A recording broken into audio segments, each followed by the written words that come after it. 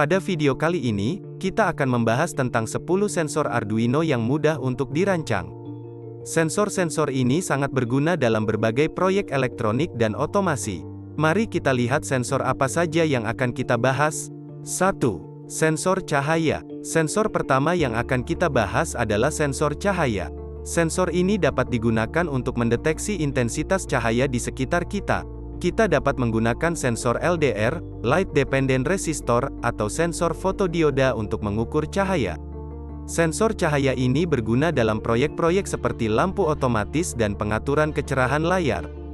2. Sensor suhu. Sensor ini memungkinkan kita untuk mengukur suhu lingkungan. Ada beberapa jenis sensor suhu yang dapat kita gunakan, seperti sensor LM35 atau DHT11, DHT22. Sensor ini memberikan nilai analog yang dapat dibaca oleh Arduino.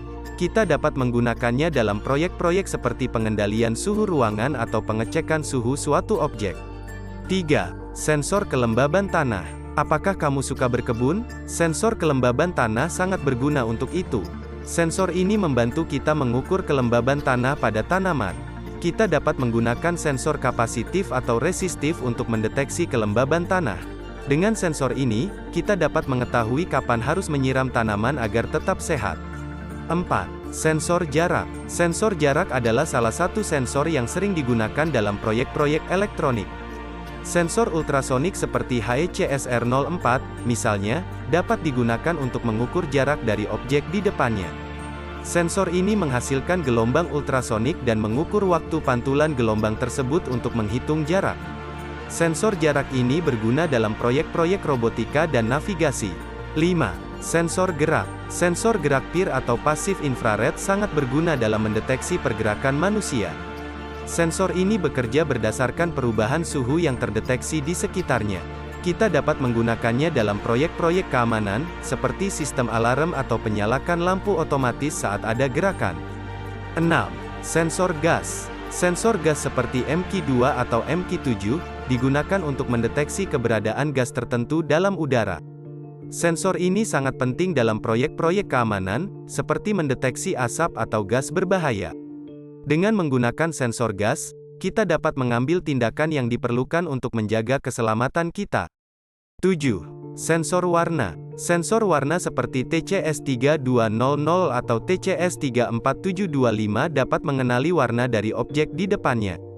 Sensor ini menghasilkan keluaran digital yang merepresentasikan warna yang terdeteksi. Sensor warna ini dapat digunakan dalam proyek-proyek seperti pengenalan warna otomatis atau pengklasifikasian objek berdasarkan warna. 8. Sensor detak jantung. Sensor detak jantung seperti MAX30102 dapat digunakan untuk mengukur detak jantung dan oksigen dalam darah. Sensor ini menggunakan teknologi cahaya inframerah untuk mengukur. Kita dapat menggunakannya dalam proyek-proyek seperti monitor detak jantung atau perangkat kesehatan yang terkait.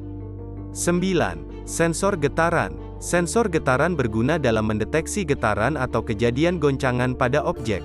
Sensor ini sering digunakan dalam proyek-proyek alarm atau deteksi gempa. Ketika terjadi getaran, sensor ini akan memberikan keluaran yang dapat digunakan untuk mengaktifkan tindakan tertentu.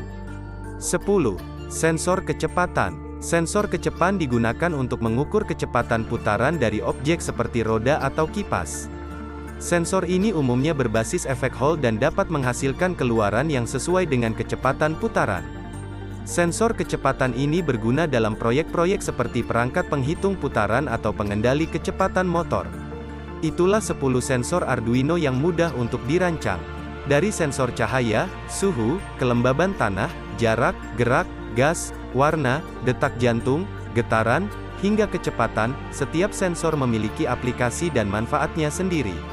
Dengan memanfaatkan sensor-sensor ini, kita dapat membuat proyek-proyek kreatif dan inovatif dengan Arduino. Semoga video ini bermanfaat bagi kalian yang ingin mempelajari lebih lanjut tentang sensor Arduino. Jangan ragu untuk bereksperimen dengan sensor-sensor ini dan temukan cara baru untuk mengaplikasikannya dalam proyek-proyek kalian. Terima kasih telah menonton, dan sampai jumpa pada video selanjutnya.